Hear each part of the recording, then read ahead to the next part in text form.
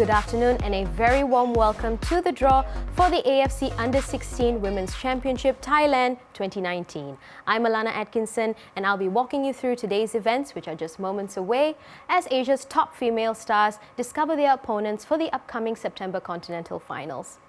With Asia's top 8 teams eagerly awaiting today's results, joining me to preview, AFC Head of Women's Football and former China PR International, Bai Li.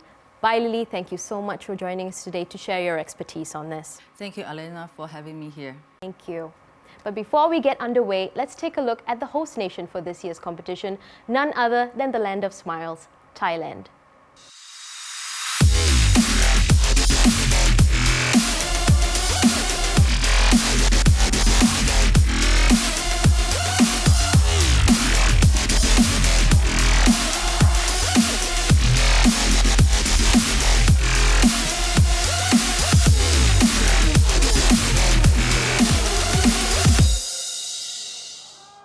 It certainly promises to be another memorable competition, and we are just moments away from knowing a little bit more about what to expect, with the teams soon to be split into groups A and B. The excitement is certainly building, but before we discover who we will be meeting in September, let's take a quick look at how the teams are seeded and which rivalries may be rekindled in this Draw Mechanics Explainer. Draw principles. The draw will separate 8 teams into 2 groups.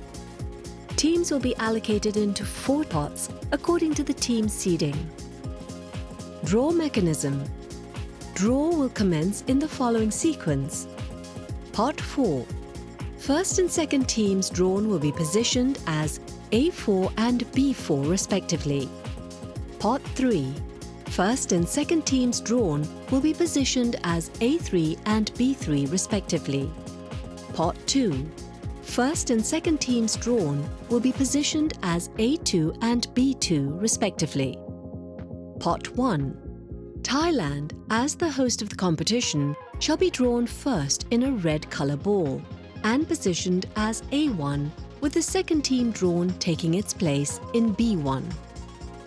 That will conclude the draw for the AFC Under-16 Women's Championship Thailand 2019.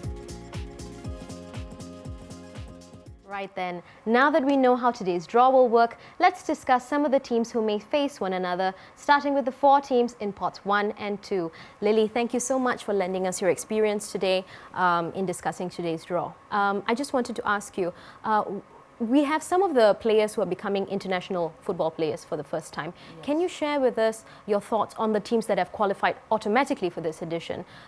We have the host Thailand and also the holders DPR Korea. Yeah, first of all, I want to mention about the Thailand. Actually, they are going to play the Senior Women's World Cup in June. I think this is second time for them, and now they're going to hosting the Under-16 and Under-19 AFC Championship. I think this is really show their interest and commitment to develop women's football. This is a really positive side to women's football in Asia, and I think for, like you mentioned, many players, it's very first time for them, to make the to play in the international tournament. So I think Thailand team as the host, so this is make some advantage for the players, as they don't need to travel the long distance, and they have a family, friends support, and also with a familiar environment. I think this is definitely gives some positive side to prepare the tournament, and also to being in the tournament. I think this is positive to Thailand team, and I really wish them they can take this advantage to play better than last time. And about DPR Korea, as you know, they are really the powerhouse in the youth tournament, not only in Asia but in the international world stage. So they already won 3 titles for this tournament. I think there's no doubt for them to defending the champion. And actually, this interesting thing is in the next year's Women's World Cup, Under-17 Women's World Cup, there's because the hosting country is India. That means we only have 2 tickets from these tournaments. That means you have to be the finalist for the tournaments. I think DPR Korea definitely is the hotspot for winning the champion and also get the tickets.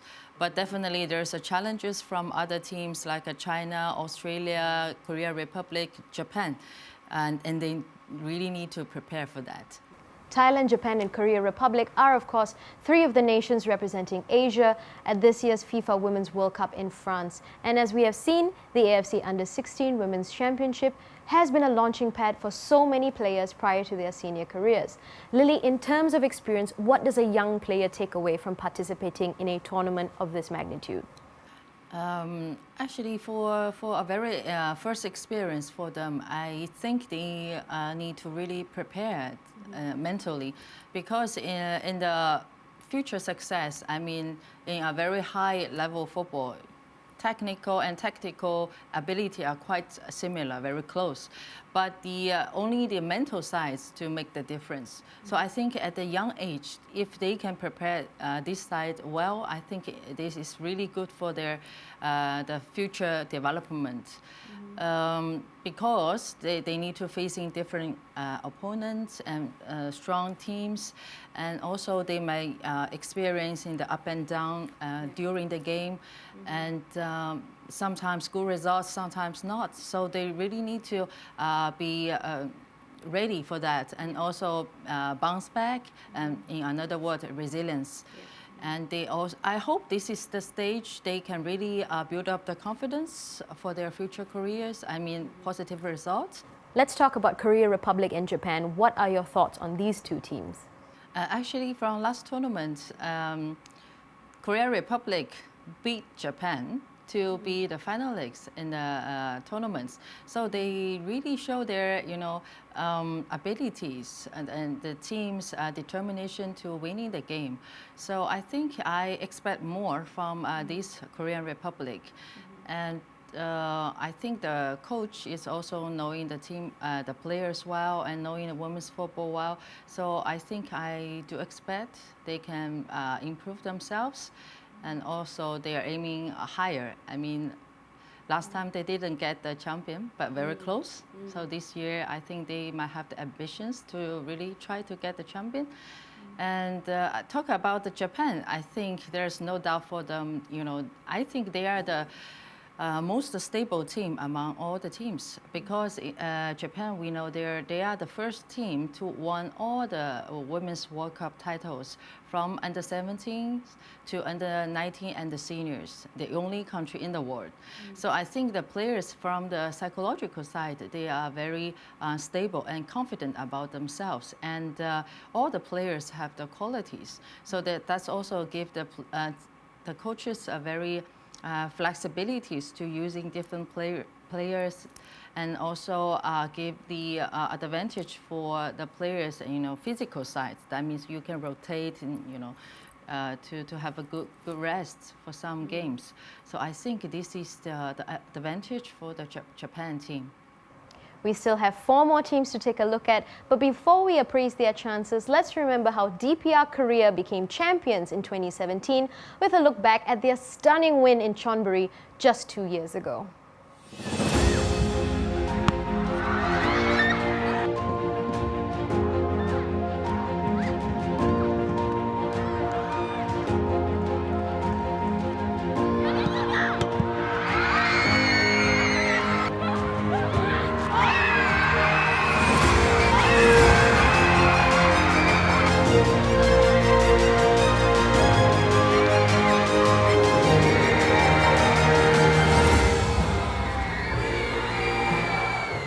Well, we're just moments away from the moment of truth, and I'm joined again by Bailey Lee. We've taken a look at the teams who've automatically qualified into pots 1 and 2. Now let's examine the remaining 4 teams, all of whom negotiated the qualifiers to reach the final stage in Thailand. Lily, China, PR and Australia are both regular qualifiers in this competition. How do you see their chances in the finals?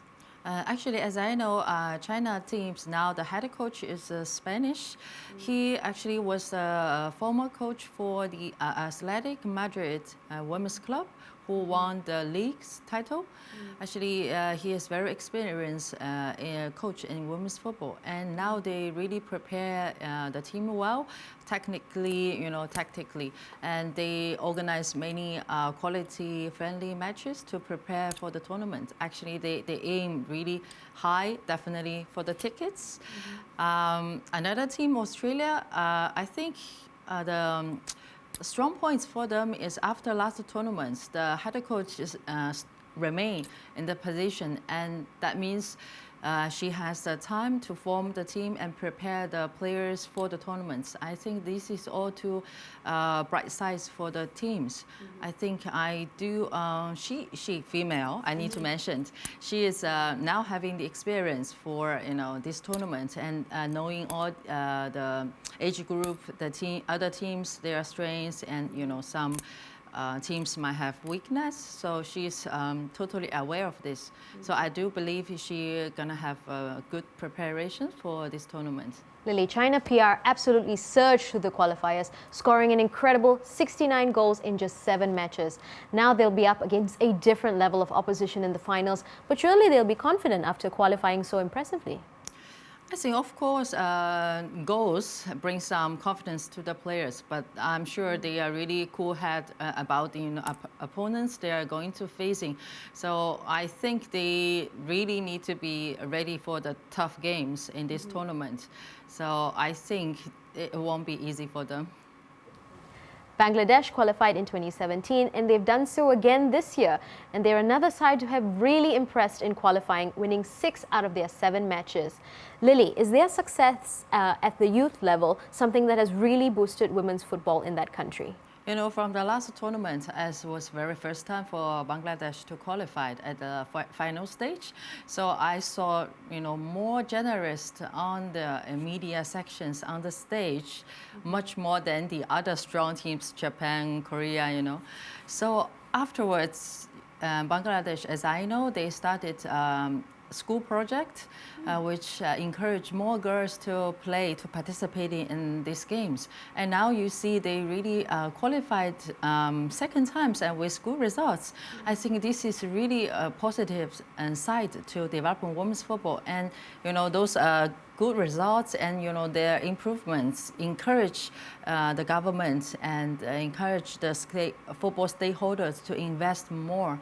And if you have more players, if you have better programs, definitely it can boost the games. Lily, it's interesting to see Vietnam in the finals this time round. Can you share your thoughts on that? Yeah, actually, Vietnam recent years really catch up our eyeballs from their men's side. Not only for the senior competition, but youth competition as well. They made significant achievements. But this is also influenced women's football as well. In 2017, the SEA Games, the first time Vietnam beat Thailand to win the title, for the SEA Games. So and now this is the first time for them to qualify the under-16 tournament. I think this is also show them, the efforts and the investments in the youth women's competition as well. So I think now they see the results, but they can play, really good football in these tournaments. If they have positive results, definitely can encourage them to do more in women's football at the youth level. Well, we have been suitably educated on the 8 teams in today's draw, and the moment has arrived for the serious business of the AFC Under-16 Women's Championship draw to get underway. I would like to thank our special guest, Bai Lili, for sharing her knowledge. Thank you so much for being with us today. As well. Thank you. I am Alana Atkinson, and now it's the moment we've all been waiting for. Let's turn our attention to Chonburi for the live draw.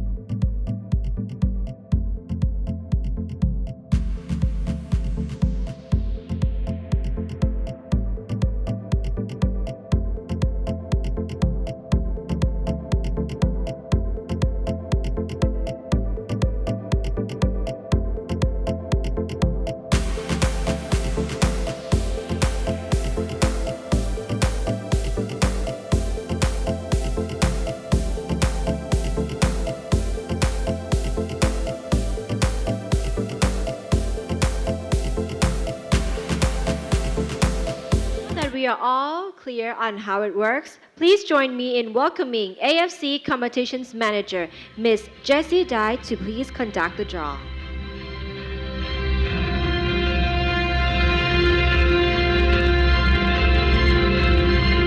Thank you, Diana.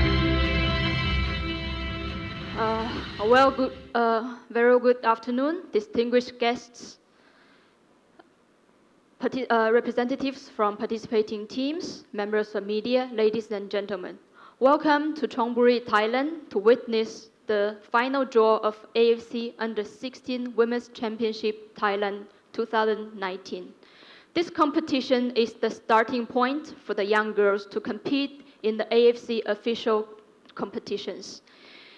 We are really proud to say that the AFC Under-16 Women's Championship has become one of the world's elite women's youth tournament. After qualifying from the AFC finals, representatives from our confederation has won the title of FIFA Under-17 Women's World Cup 4 times out of 6 editions. Today, we are together to start a new journey for the 8 qualified teams in the final stage, and I'm honored to take you through today's draw. The draw mechanism video has given us all the information related to the draw procedure. Without further ado, we will start from pot 4. As you can see, all the pot numbers are indicated in front of the pot. So in pot 4, we have 2 teams, and these 2 teams will be drawn into position 4 in Group A and B, respectively. First team from today will be going to A4, that is Bangladesh. A rising team in this age group. They have qualified to the final stage in last edition 2 years ago, and they managed to qualify to finals for this edition as well. The remaining team from pot 4 will be going to B4, that is Vietnam. Active participants in AFC youth competitions, but this is actually their first time make it to the finals in Under-16 Women's Championship. Moving on to pot 3, we have China PR and Australia.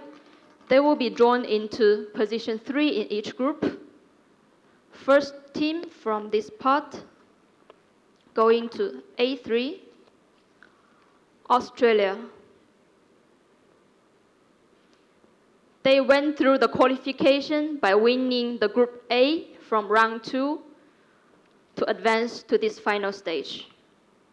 And the remaining team from pot 3 will be going to position 3 in Group B, joining Vietnam. That is China PR.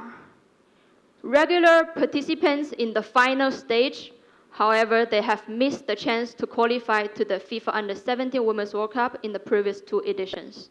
We will see how they will perform in this year's competition. Halfway through, now we're coming to pot 2, where we have 2 teams, Korea Republic and Japan. First team from pot 2 will be joining Australia and Bangladesh in Group A. That is Japan. 3 times winner in 2005, 2011, 2013. They were ranked number 3 in the previous edition. And the remaining team from pot 2 will be going to B2 to confirm the team, Korea Republic. They were the champion in 2009 and one of the finalists in the last edition 2 years ago. However, they didn't make it to the champion. We will see how they will perform in this year's competition. Now we are coming to the last pot with the top seeded teams. As explained, Thailand is seeded number 1 as a host, and they are identified in a red color ball. They shall be drawn first and put straight into A1 position. Thailand, best performance was the 4th place in 2015 competition, and we expect they will give a good performance this year in their home ground. And the last team from today, from pot 1, will be going to position 1 in Group B. That is DPR Korea, defending champion, also 3 times title holder. And they have won this competition in 2015 and 2017. This will be consecutively 3rd time they're pursuing the champion of this competition. Now that concludes the draw, and thank you for your attention. We wish all the best for all the participating teams in the coming September. Thank you. Thank you very much, Jessie. Let me do a recap for the draw results. For Group A, we have Thailand as the host, Japan, Australia, Bangladesh. Group B, DPR Korea, Korea Republic, China PR, and Vietnam. All the best to the participating teams and see you in September. This now concludes the draw ceremony for the AFC Under-16 Women's Championship 2019 in Thailand. Ladies and gentlemen, I wish you and the teams the best of luck and may the matches be played in the spirit of fair play. ขอบคุณค่ะ สวัสดีค่ะ